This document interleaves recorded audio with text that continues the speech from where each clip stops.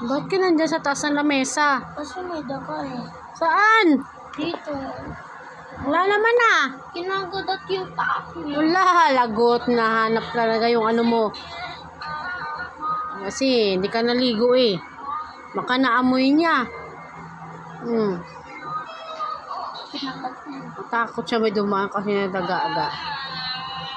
Tatabi niya. Kaya ayan, nakapatong siya sa lamesa oh. Diyan ka na lang? Bakit?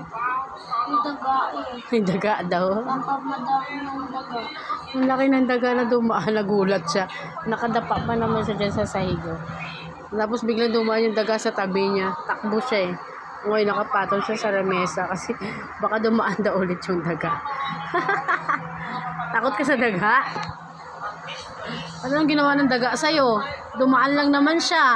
Sabi niya, excuse me, Liam. Hindi, sabi niya, pagkakating kita. Kinagatin kita. Kinagat ka niya. Si Papa kinagat. Mama din kinagat. O, next ba na, ikaw pa lang kagatin niya eh. Kasi kinagat na kami ni Papa eh. Ikaw naman daw kasi ang laki ng braso mo. Ang taba. Ang takot sa daga, pumatong sa lamesa.